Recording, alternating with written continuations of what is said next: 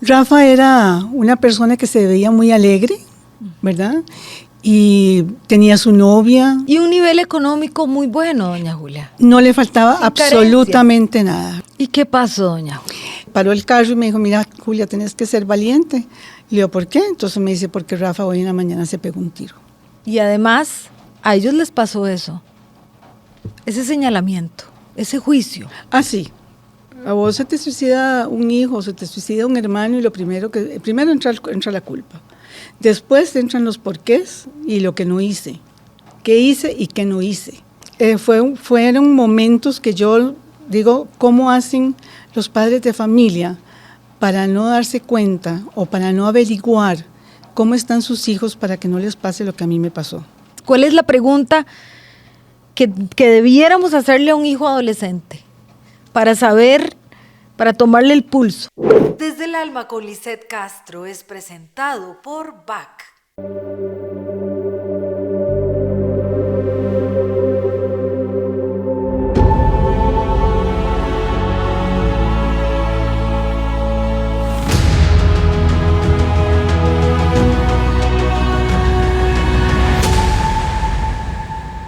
Desde el alma. Estas son las conversaciones que tenemos en este podcast, por eso lo bautizamos con ese nombre, porque a veces hablamos desde el ego, de la apariencia, de la prisa, pero hablar desde el alma es otra cosa y hay que buscar bien quién nos puede hablar desde el alma, desnuda de eso, de apariencias. Y por eso, doña Julia Woodbridge, yo estoy muy feliz de que usted esté aquí. Gracias, Lisette. Muchas yo feliz gracias. de estar aquí. Gracias. Yo digo, doña Julia, que usted ha pasado por oscuridades y conoce la luz. Así es, Liz. Ha sido ¿Verdad? mucho tiempo en oscuridades, pero también una bendición la luz en que vivo ahora. Usted ha gastado suela, digo yo, recorriendo los rincones del país, hablando de un tema muy difícil del que muy pocas personas hablan cuando han vivido la situación. Desde afuera, todo el mundo dice el suicidio, pero cuando lo vivís desde adentro, desde tu familia, es muy difícil hacerlo y le agradezco mucho por querer compartir. Con muchísimo gusto, Liz. Doña Julia, usted es una feliz madre. Ajá. Ahora es abuela también. Y bisabuela. Bisabuela también. Vámonos a 1988, doña Julia, por favor. ¿Qué pasaba en su familia? ¿Qué pasaba en su casa? Sí, bueno, vieras, Lisette, yo creo que en esa época era una familia disfuncional, como muchas familias existen, ¿verdad? Porque todas tienen algo de disfuncionalidad. Tenía 3 hijos, el mayor estaba estudiando ya en el Zamorano, el segundo, Rafael Antonio, estaba en el San Clair, de 14 años, y tenía uno de 8 años. Pero como que yo creí que ya había salido de la época en donde yo tenía que estar con ellos todo el tiempo, ¿verdad? Yo estaba estudiando decoración de interiores, entonces pasaba muy ocupada. El papá de mi hijo estaba en política, estaba metido en política, entonces teníamos muchas actividades, muchas cosas, vivíamos una vida social muy intensa. Había como poco tiempo para compartir en familia, una cenita, un almuerzo. No, muy poco tiempo.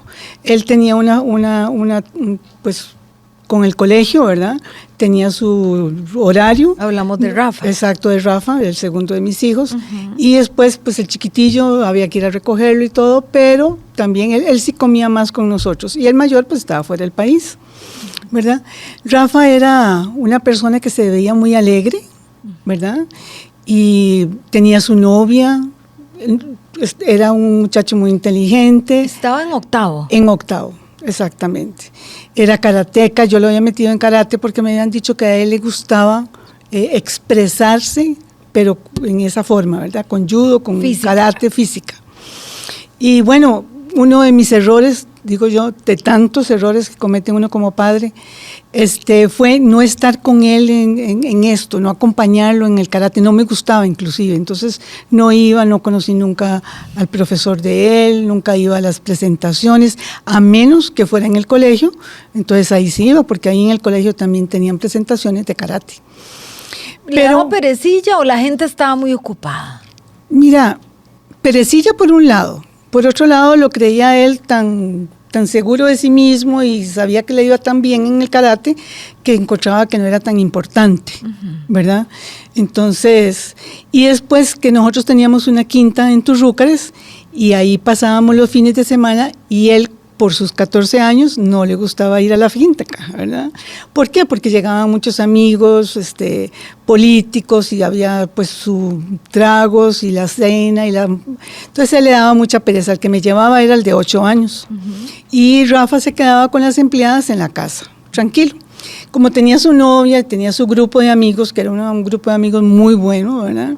No había drogas, no había alcohol, no había nada de eso. Entonces yo quedaba muy tranquila con él en la casa y él casi siempre cuando yo lo llamaba, él me decía, voy a ir a tal lado, voy a ir a tal otro, voy a salir o no voy a salir. Y un nivel económico muy bueno, doña Julia. No le faltaba Sin absolutamente nada, ¿verdad? Si él quería viajar, viajábamos.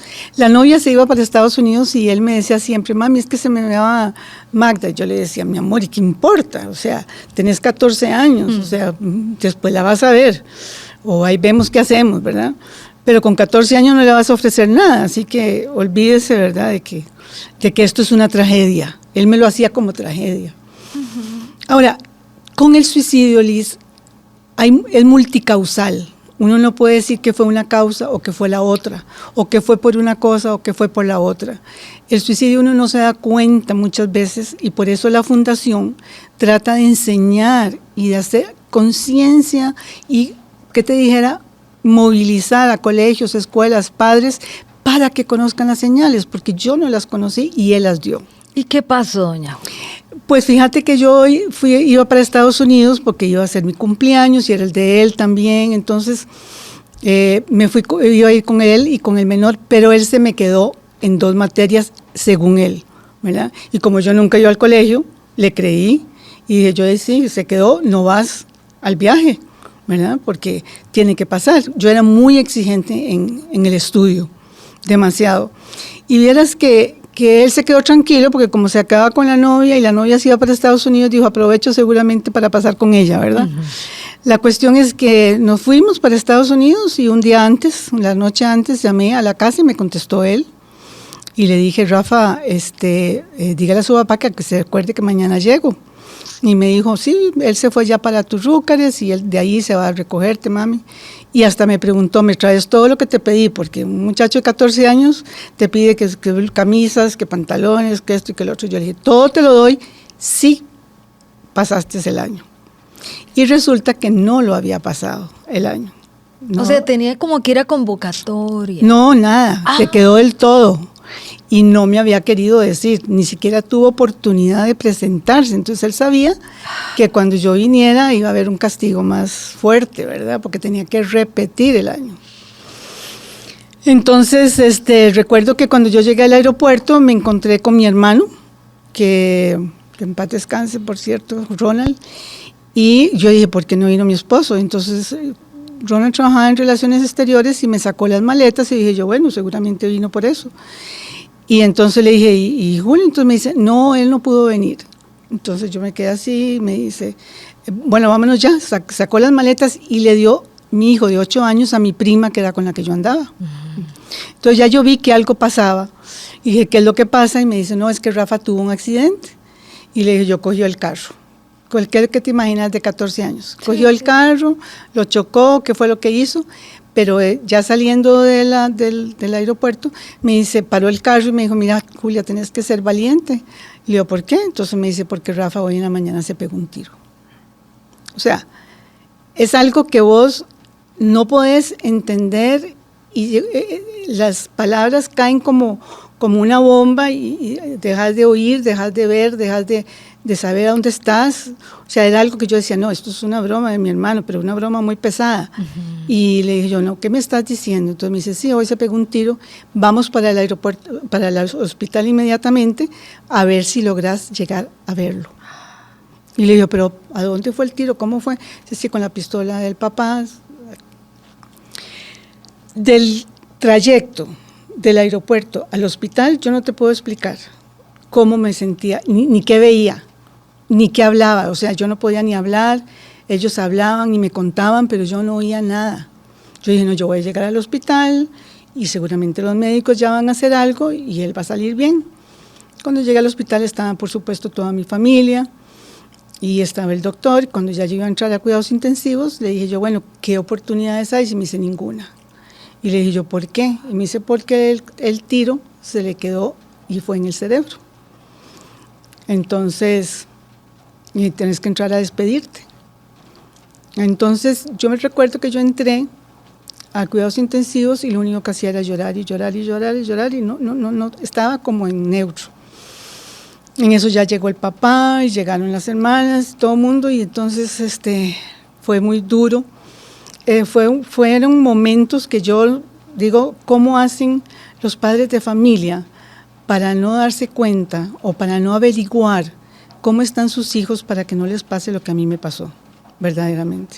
Usted no pudo despedirse, doña Julia, aunque estuviera ya... Yo le hablaba y hubo un momento donde se le salieron las lágrimas y yo dije, bueno, puede ser que me esté oyendo, pero yo lo único que quería saber era el por qué lo había hecho, porque yo sentía que él no tenía ningún problema grave como para hacer una cosa de esas. Pero después cuando le pregunté al doctor, yo le dije, a él se le salió una lágrima, puede ser que él esté oyendo y esté vivo. Me dice, sí, ellos oyen, ¿verdad? Pero no están conscientes, pues sobre todo porque fue en el cerebro. Y entonces me pidieron los órganos de él para una muchacha que estaba embarazada, que necesitaba los riñones. Él tenía 14 años. Entonces ya me pidieron que si las retinas, que los riñones, que el corazón, en fin, yo no me acuerdo. Yo decía, pero es que me lo están destazando, le decía yo a mi esposo. Entonces me dice, no, yo creo que es una buena idea. Y yo le dije, no, pero es que él puede despertar en algún momento. Y me dijeron, no. Entonces, él firmó, yo no firmé, él fue el que firmó. Y ¿tu esposo? Sí, mi esposo firmó. Y entonces, yo lo único que recuerdo es que yo me le guindé a él cuando ya iba para la sala de operaciones, lloré y lo agarré a besos y dije, yo no sé qué va a pasar conmigo, pero yo no me estoy despidiendo, ¿verdad? Por supuesto que él murió en la sala de operaciones y después fue el hecho aquel de entender qué es lo que había pasado, las pastillas, que el doctor, que el psiquiatra, que toda la familia, que el estigma tan espantoso del suicidio, ¿verdad? Eso le iba a decir, doña Julia, no sé si las preguntas de ¿y qué pasó, Julia? Sí, ¿de qué murió? ¿De qué murió? Tan joven, pero ¿qué fue lo que pasó? Y uno se queda como diciendo, bueno, es que no puedo explicar porque ni siquiera yo sé por qué murió. Nada más que se pegó un tiro, o sea, no puedo explicar. La novia se la llevaron para Estados Unidos, no supo nada de la muerte de Rafa hasta después, porque fue tal el shock de la mamá dijo, no hay que llevársela y después que ella sepa cuando está allá. Entonces, ¿dejó alguna nota? Sí, él mandó una nota, nos dio una nota a los padres, otra para el líder de karate y otra, no, nada más 2 dejó. ¿Y qué decía, doña Julia? Fíjate que no sé qué decía, pero tiene que haber tenido algo que culpaba a alguien porque a la nota se la llevó la OIJ, por supuesto, para saber que había sido un suicidio. ¿Usted no la leyó? Yo no la pude leer nunca pude leerla. No me la dieron. ¿Y en estos años no ha tenido la curiosidad de pedirla? Fíjate. ¿Debe estar en el expediente? Sí, puede ser, pero, perdón. Verás que llegó un momento en que yo dije, la culpa, si él pensó en echarnos la culpa a nosotros, ya a mí, eso no puedo seguir con la culpa tantos años. Yo tengo que ver cómo hago para sobrevivir por el niño de 8 años. Porque el chiquito de 8 años se había quedado con mi cuñada, no sabía qué es lo que estaba pasando. La casa era un desastre porque todo el mundo llegaba, yo empastillada. Sí, digamos que había que... No sé si uno quiere huir de la vida, huir sí. de... A mí que me dieran todas las pastillas para morirme. Yo no quería ir al entierro siquiera, ¿verdad? Pero bueno, no, el doctor dijo, tiene que ir y tiene que bañarse y vestirse, mis hermanos y todo. Y bueno, fuimos al entierro, todos los chiquillos compañeros de él llorando, que eso fue otra, ¿verdad? Ay, sí. avisarle al mayor que estaba estudiando fuera, que viniera, que yo no sé quién le avisó, porque yo no le avisé, ni hablé con él, ni nada. Pero sí es algo que de verdad, como decís vos, llega al alma de tal forma que vos crees que no vas a salir nunca de ahí. Vos decís, hasta aquí llegué yo, voy a seguir con mi hijo de 8 años, pero yo no sé ni cómo yo no intenté suicidarme, porque las pastillas que me daban yo a veces las veía y yo decía, ¿me las tomo o no me las tomo? Pero después, pues, al ver a mi hijo de 8 años, pues decidí que tenía que seguir adelante. Como a los 6 meses de estar empastillada y todo, una amiga llegó a la casa y me dijo, Julia, tenés que sobrevivir a esto y la única forma es con Dios. Y yo recuerdo que yo le dije, yo conozco a Dios desde chiquitica y no me ha servido de nada. Yo le pedí a Dios cuando estaba en el hospital y no lo levantó. O sea, para mí Dios era algo ya que totalmente aparte, ¿verdad? Ella llegó y me dijo, es que yo no te voy a hablar de una religión, te voy a hablar de una persona. Entonces yo le dije, sí. Entonces me dijo, oye, te voy a hablar de Jesucristo. Jesucristo hombre, me dice, y Dios. Entonces me llamó la atención eso, y yo le dije, pues si querés hablarme, me hablas. Y entonces ella sacó la Biblia, y entonces empezó a explicarme, y entonces me dijo, mira, Julia, no puedes seguir con la culpa, tenés que sobrevivir. Eso le iba a preguntar, doña Julia, si lo que más pesa después de algo tan duro es la culpa. ¿Qué no hice? ¿Qué me faltó? Que no le pregunté, ¿por qué no me lo llevé?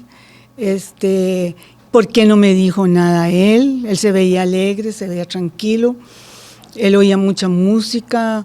Es decir, yo no encontraba en esos momentos cuál había sido el problema. Fueron muchos años después, ¿verdad? Pero bueno, la culpa sí me estaba matando, definitivamente, y los porqués. ¿Por qué tal cosa? ¿Por qué tal otra? ¿A dónde fue? Después, como era tan estigmatizante, todo el mundo es, ya no llore más, ya quédese quieta, ya esto pasó, usted tiene que levantarse. Y como teníamos una vida política, entonces todavía peor, porque cuando yo llegaba a alguna reunión, todo el mundo me volvía a ver, yo sentía que me volvían a ver, o que no sabían qué preguntarme, o no sabían cómo decirme, ¿cómo estás? Porque ellos sabían cómo estaba, ¿verdad? Sí. Entonces, sí fue una época muy, muy difícil. A nivel de pareja, ¿los unió, los dividió? Uno se separa mucho. Cada quien con su dolor. Sí, y no solo eso, sino que el hombre expresa menos sus emociones. Por eso es que el hombre se suicida más. Si te das cuenta, el hombre hace más, la que hace más intentos es la mujer. Pero el hombre se suicida más, porque él no sabe expresar sus emociones. No sabe expresar, él tiene que sentirse bien, tiene que ser el macho de la casa, tiene que estar bien para vos. Pero no podía. Él también tiene que haber sentido su duelo, pero no lo expresaba. Entonces, ¿y caíste en una profunda soledad? Terrible, terrible. No había amistades, en un hueco tan profundo que yo decía, no hay amistades, ni mi esposo, ni mi familia, no hay nadie que me pueda ayudar en esto. Y contrasta eso con lo que dijiste, teníamos una vida social muy activa. Ajá. Pero cuando pasa lo que pasa, todo el mundo se desaparece. Todo el mundo se va. Sí, porque nadie sabe cómo hablar con vos, nadie sabe cómo tratarte, nadie sabe qué decirte. Entonces, sí fue muy difícil. El primer tiempo no, los primeros meses todo el mundo te acompaña, todo el mundo te llama, todo el mundo va a la casa, pero llega un momento donde tenés que enfrentarte a que ya no está tu hijo, a entrar al cuarto y ver el cuarto vacío y saber que ya no está, que ya no hay nada que hacer. Yo encuentro que las crisis uno tiene que saber enfrentarlas, tiene que saber cómo resolverlas y cómo manejarlas. Y eso es lo que los muchachos muchas veces no saben.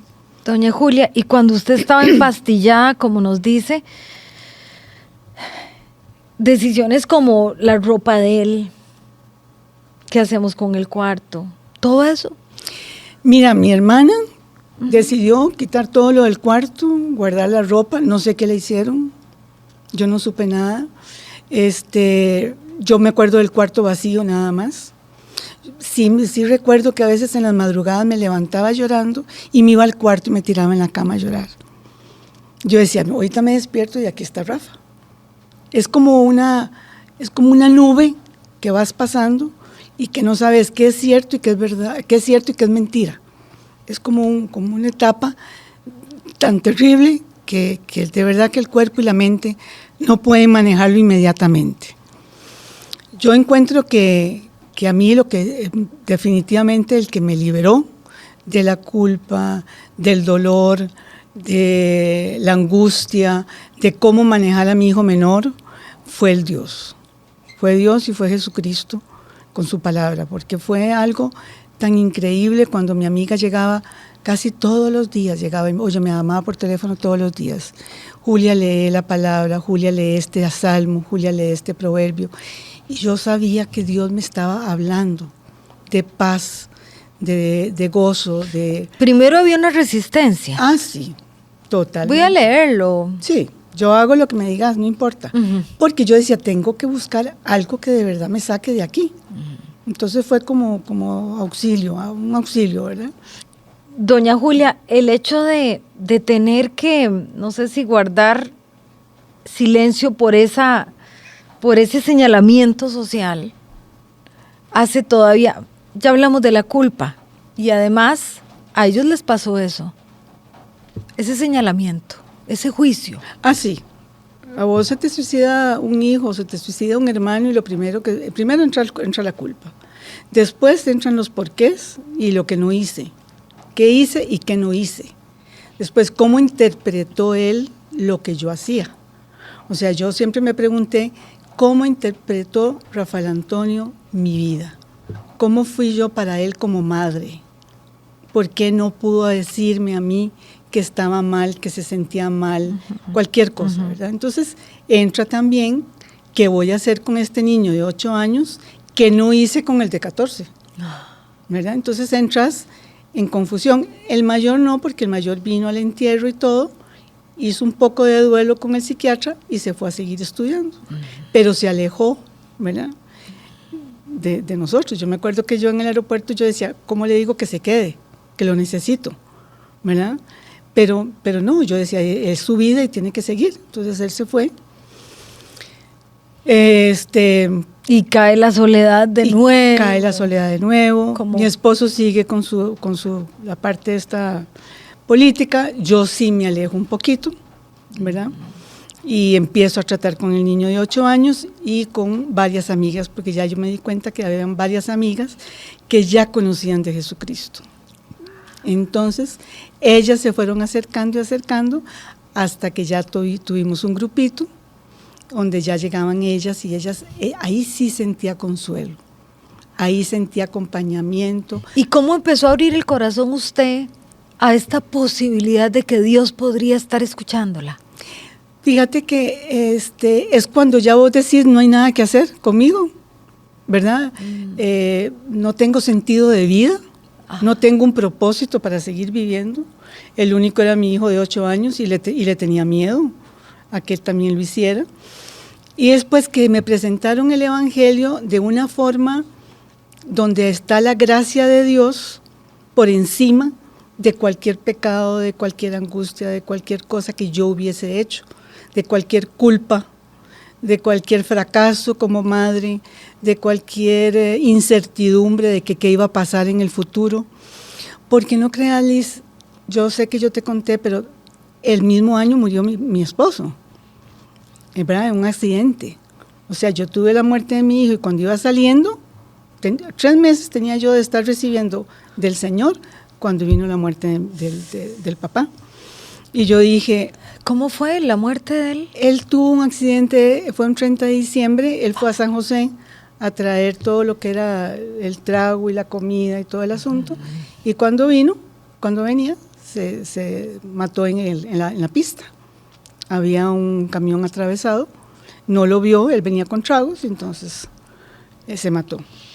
Él está huyendo también del dolor. Sí, Él está huyendo. sí, él lo hacía en una forma y yo en otra. Doña Julia, ¿y usted? Dios mío, ya el corazón lo tenía partido. Total. Y viene esta segunda. Sí, yo lo que había empezado a hacer era tomar, tratar de ver qué podía ayudarme para salir, pero como te digo, Tomar tragos, salir, ¿verdad? Pero no tanto a la parte política, porque ahí es donde yo sentía que me estaban juzgando, por ejemplo, ¿verdad? Pero bueno, el papá muere, y el entierro del papá fue terrible también, ¿verdad? Y mi hijo de 8 años, que no sabía qué es lo que estaba pasando, porque él no fue al entierro del hermano. ¿Y fue el último día del año? El último día del año, 31. ¿Qué año? Fue un año espantoso. Pero vieras qué raro, cuando llegó el psiquiatra a la casa para ver cómo estaba yo, le dije, deme las pastillas, y me las dio. Yo las vi y le dije, voy a creer de verdad en ese Dios que me han presentado. Voy a dejar las pastillas. Y no tomé pastillas. Ese mismo día las dejé. Y ahí empecé con una paz que sobrepasa todo entendimiento. Porque todo el mundo me veía, claro, lloré, sufrí, me dolió. Y no es que se le apagaran las preguntas que tenía. No. Sino es como ver todo desde otro punto de vista. Exactamente. Un poquito más constructivo. Como, sí. Ok, vamos con a una averiguar. Esperanza. Voy a averiguar Exacto. qué pasó para... Exacto. Sí, porque Dios lo que me trajo a mí fue una esperanza de vida.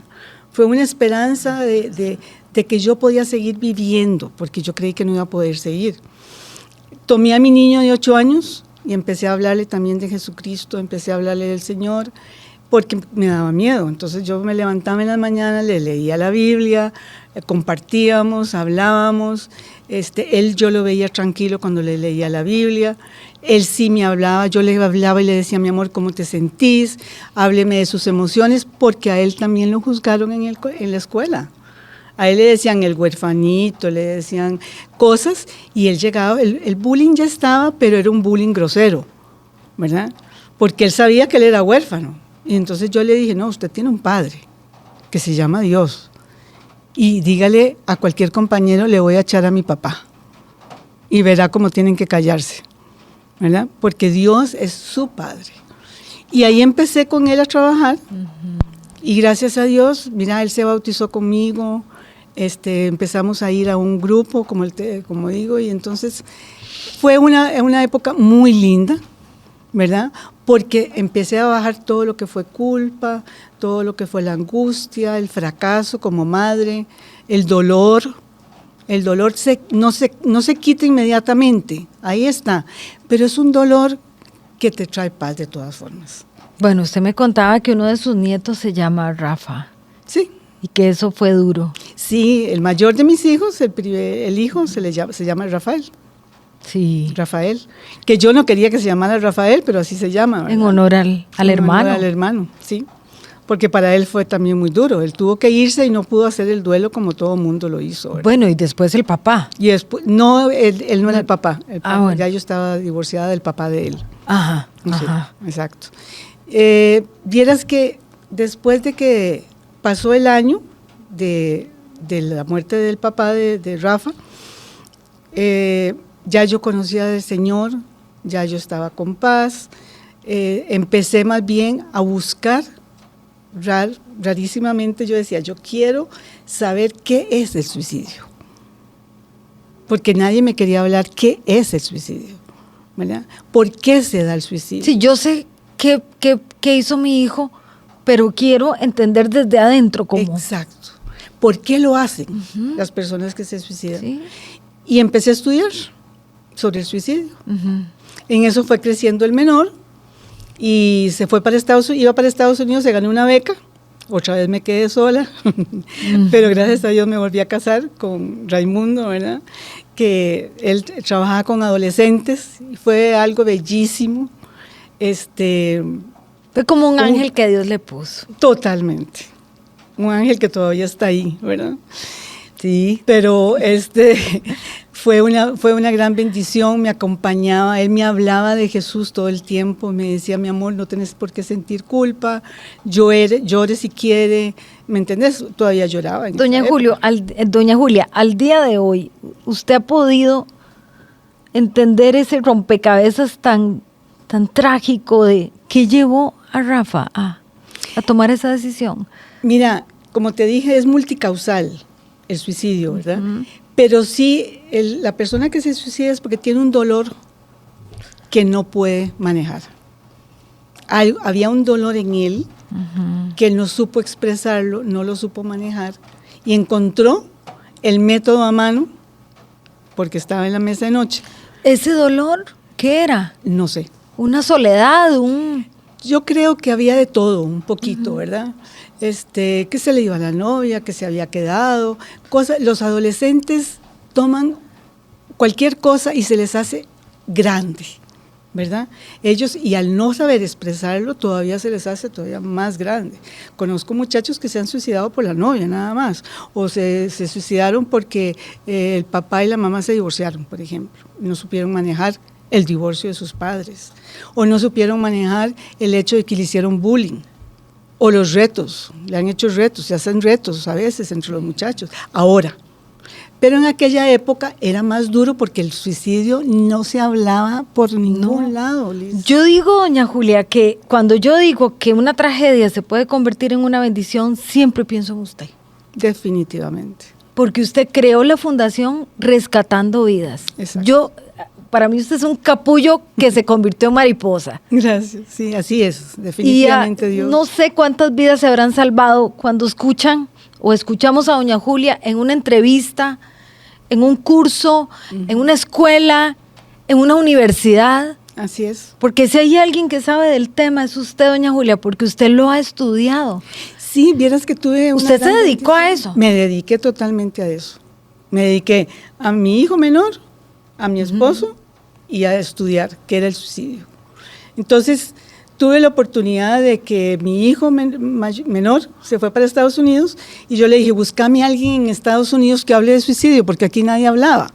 Ni en las universidades estaba el tema siquiera. No. En las psicólogas no estudiaban sobre suicidio, ahora sí, pero no, en aquella época no. Entonces, vino un señor que se llama Mitch Anthony, él tenía un instituto para personas que se querían suicidar, y entonces hizo una entrevista en la radio, fue al colegio de médicos, fue a la asamblea legislativa para poder hablar y sensibilizar a la gente sobre el suicidio.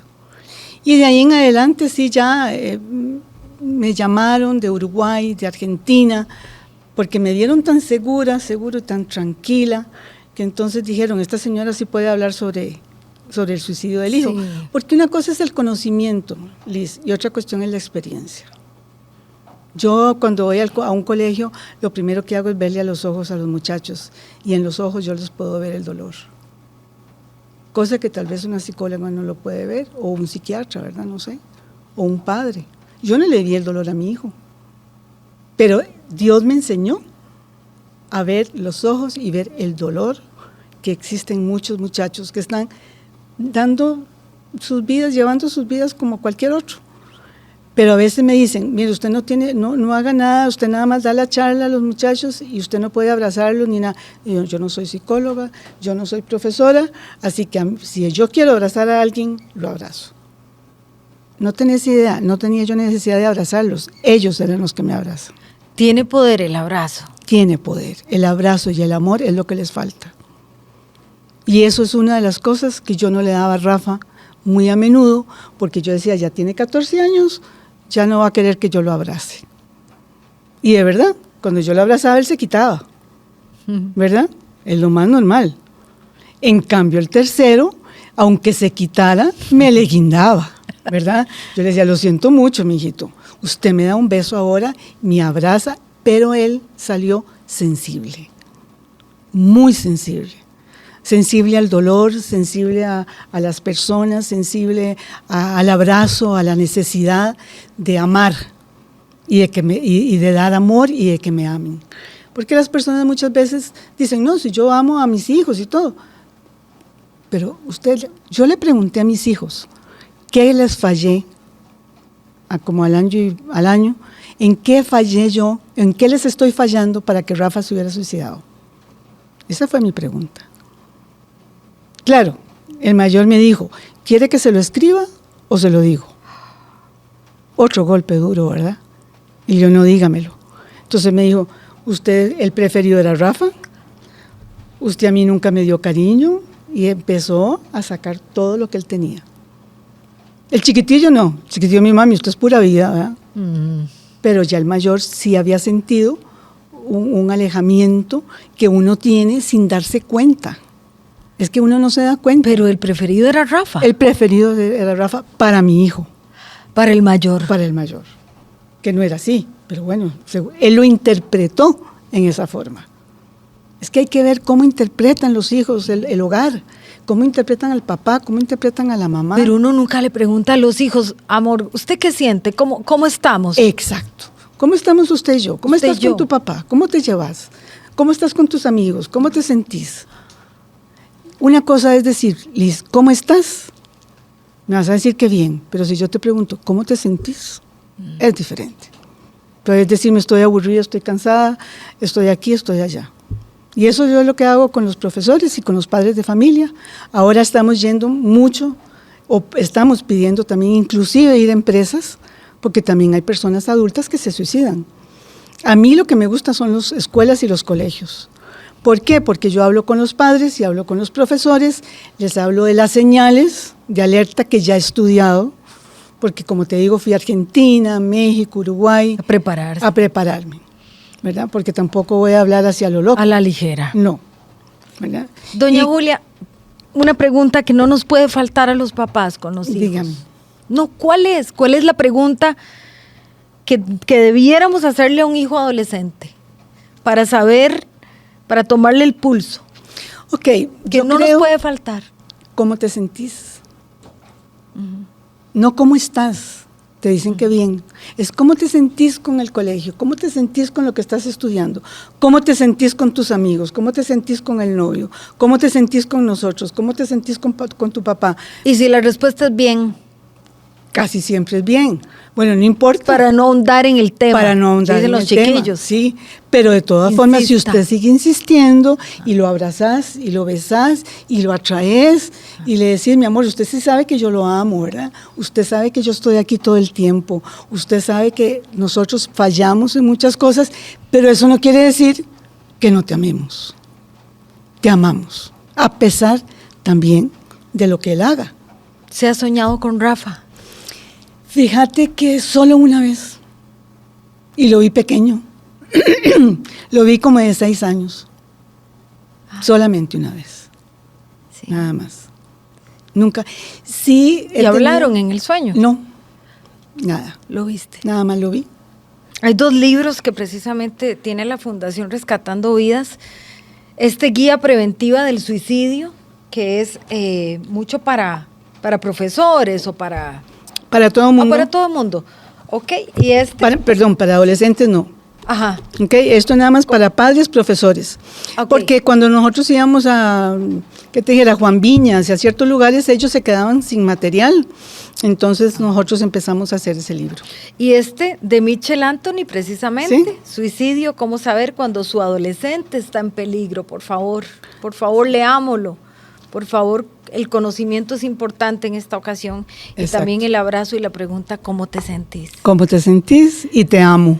Oh. Recuerden que todo episodio nuestro tiene una frase que es una joya para el alma. Y esta es la que hemos elegido. Una joya para el alma es presentado por BAC. ¿Cuál es la pregunta que debiéramos hacerle a un hijo adolescente para saber, para tomarle el pulso? Ok, que no nos puede faltar. ¿Cómo te sentís? No cómo estás. Te dicen que bien. Es cómo te sentís con el colegio, cómo te sentís con lo que estás estudiando, cómo te sentís con tus amigos, cómo te sentís con el novio, cómo te sentís con nosotros, cómo te sentís con tu papá. Y lo abrazás y lo besás y lo atraes y le decís, mi amor, usted sí sabe que yo lo amo, ¿verdad? ¿Sabías que aprovechar las promociones y descuentos de tus tarjetas de débito o crédito puede hacer una gran diferencia en tu economía? No dejes pasar estas oportunidades y y descubrí todas las ofertas que BAC tiene para vos en mipromo.com. Saca el máximo provecho de tus compras con BAC y ahorra en cada transacción. Gracias. Con Julia. mucho gusto, Liz. Gracias. Encantada. Compartan, por favor, este episodio con todo el mundo. Sí. Muchas gracias. A vos las gracias. Todo va a salir bien. Dios va adelante.